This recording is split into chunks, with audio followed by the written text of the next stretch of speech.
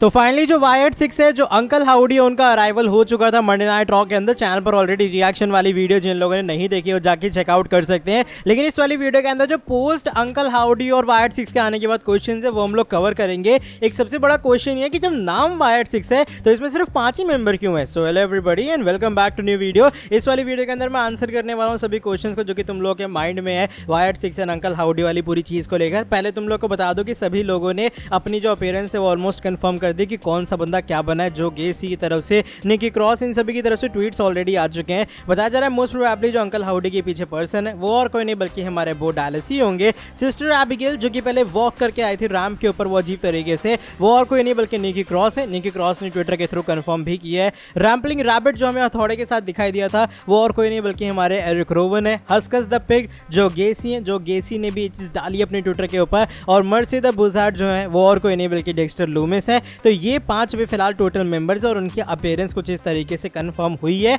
And even तुम लोग को बता दो कि सिर्फ शो पर ना ब्रेव आर्ट को नहीं बल्कि ब्रूड ली को भी एक ट्रिब्यूट पे किया गया था। यहाँ पर फैंस ने एक चीज स्पॉट की या फिर तुम लोगों ने भी देखा होगा कि जब एरिक रोवन आए थे ना वही रैम्पलिंग रैबिट बन के, तो उनके हाथ में एक हथौड़ा था जिसके ऊपर हेल्प लिखा था। अगर तुम लोग को याद हो कि जब Eric Rowan and Luke Harper brutally WWE के अंदर थे एज बल्जियन ब्रदर, तो उस टाइम पे ये लोग हथौड़ा लेके कैरी करते थे। तो बताया जा रहा है कि इस हैमर को कैरी करना एरिक रोवन का एक ट्रिब्यूट है वहां पर ब्रूड ली के लिए। एक तरह का कहते हैं ना हार्टफुल जेस्चर है कि भैया वो भूले नहीं अभी तक ब्रूड ली को। तो ये कुछ अच्छी सी चीज़ है, ब्यूटीफुल जेस्चर दिखाई दिया मंडे नाइट रॉ के अंदर ब्रूड ली को लेकर भी। अब एक सबसे बड़ा क्वेश्चन है वो यही है कि जब नाम वायर्ड 6 है तो बंदे यहाँ पर कम क्यों हैं, बंदे 5 क्यों हैं। तो देखो इसको लेकर 2 स्पेकुलेशन अभी फिलहाल मेनली आ रही है सामने। एक तो स्पेकुलेशन ये है कि अलेक्सा ब्लिस वो मेंबर हो सकती हैं जो कि आने वाले टाइम में ज्वाइन करेंगे पूरे वायर्ड 6 के फैक्शन को। वो जानबूझ के साथ में नहीं आए ताकि जो इंटरेस्टिंग एलिमेंट है वो बना रहे, क्योंकि मान लो अगर साथी में वो आ जाती तो स्टोरी लाइन जो है WWE वाले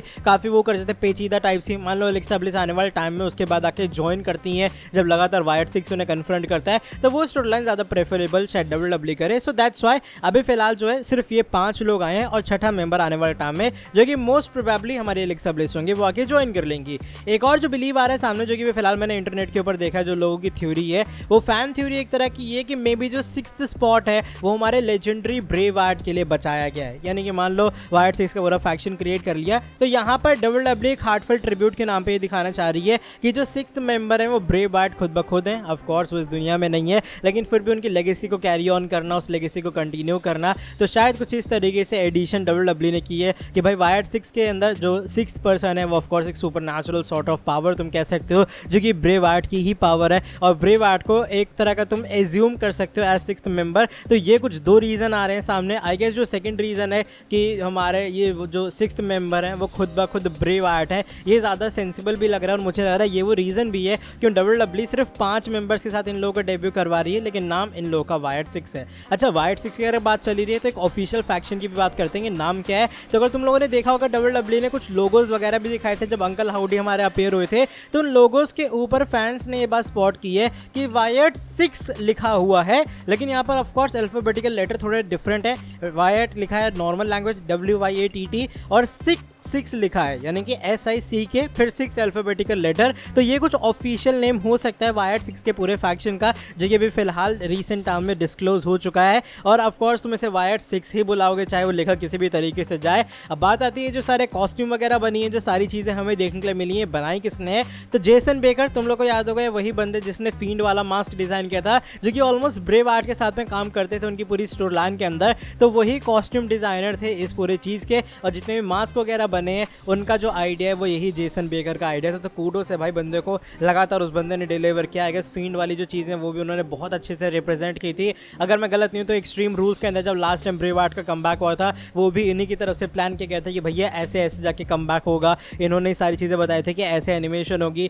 तो एक बार फिर से जेसन बेकर ने ब्रेव आर्ट को लेकर कुछ एपिक काम किया है और जो वायर्ड 6 से जो तुम्हें सारी चीज़ें देखने के लिए मिली वो बेसिकली कुछ इस तरीके से WWE ने पोर्ट्रे किया जेसन बेकर के थ्रू में।